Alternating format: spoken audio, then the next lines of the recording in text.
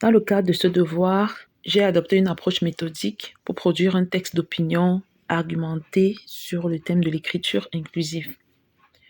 Ma démarche se décline en plusieurs étapes, allant de la compréhension de la question à la recherche d'arguments, en passant par l'inspiration tirée de modèles d'écriture et les stratégies d'écriture qui y sont appliquées.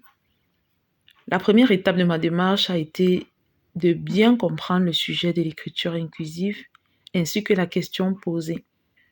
J'ai donc cherché à clarifier la problématique centrale en essayant de revoir la différence entre une question simple et un problème argumentatif tel qu'enseigné en classe. J'ai noté que la formulation du problème devait contextualiser la controverse et soulever les enjeux sociaux et linguistiques entourant l'écriture inclusive. Cette analyse m'a permis donc de reformuler la question en me demandant non pas si l'écriture inclusive est nécessaire, comme dans les lectures que j'ai faites, mais plutôt comment elle pouvait être implémentée de façon à promouvoir une société qui tienne compte de tout le monde, sans pour autant nuire à la lisibilité et à la fluidité de la langue. Une fois le problème défini, j'ai établi ma prise de position. Et pour ce texte, j'ai décidé de défendre l'idée que l'écriture inclusive est une évolution nécessaire du français pour mieux refléter la diversité sociale, tout en reconnaissant la nécessité de maintenir un équilibre avec la lisibilité. Ainsi, mon point de vue a été motivé par mes lectures et mes recherches sur les arguments favorables et défavorables. Et j'ai donc décidé de proposer une thèse nuancée. L'écriture inclusive doit être mise en œuvre, mais de façon réfléchie et accessible à tous. La recherche d'arguments a constitué une étape importante dans ma démarche. Pour soutenir ma thèse de manière équilibrée, j'ai consulté plusieurs ressources. J'ai regardé des vidéos, j'ai fait des recherches sur Google, j'ai écouté des documentaires et j'ai également lu les 4 lettres ouvertes sur le sujet proposées par l'enseignant sur le site du cours pour repérer les arguments récurrents et pertinents. Pour structurer mon texte, j'ai révisé les types d'arguments, les procédés argumentatifs que nous avons étudiés en classe. J'ai ensuite sélectionné des arguments du type logos pour renforcer la logique de mon propos, notamment en intégrant des données et des citations comme celles de Mireille El-Chakar et Alain Bentolila. J'ai également employé des arguments d'éthos et de pathos pour toucher la sensibilité des lecteurs en questionnant les notions de justice sociale et de représentativité. Afin d'enrichir mon style et mon approche argumentative, j'ai étudié les textes d'opinion de David Santarossa et Gilles Julien. Ils ont écrit 2 articles qui m'ont beaucoup inspiré dans leur manière de formuler la problématique et de structurer leurs arguments. J'ai repéré ces articles sur le site du Journal de Montréal.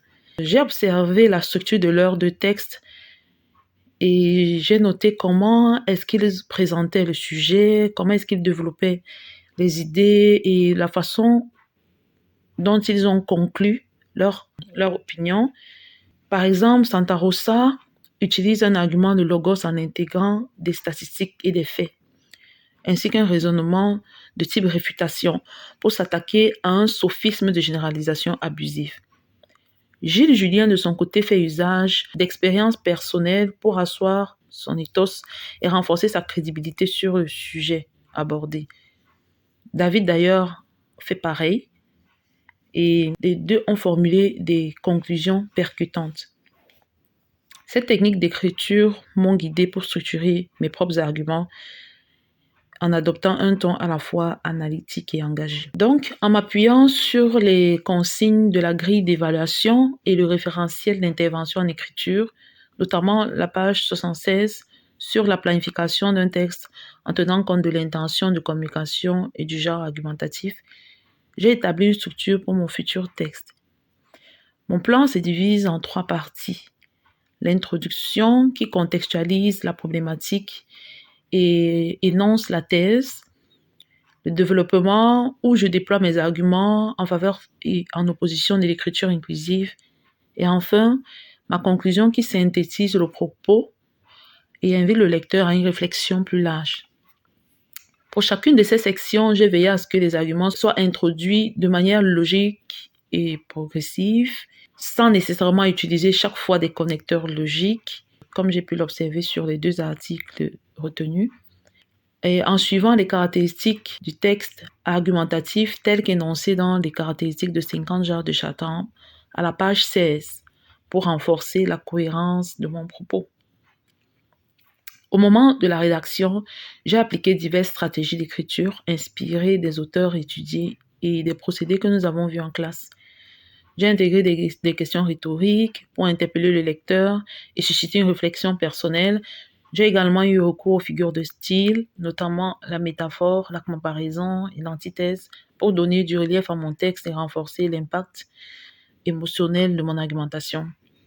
En me référant au référentiel d'intervention en écriture, j'ai porté une attention particulière à la clarté et à la fluidité de mon style.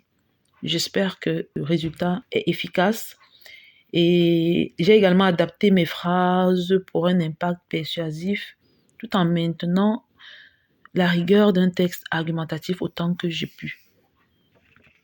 Grâce à cette démarche, j'ai expérimenté la planification et l'organisation d'idées essentielles pour construire un texte argumentatif qui soit à la fois convaincant et fidèle aux attentes pédagogiques.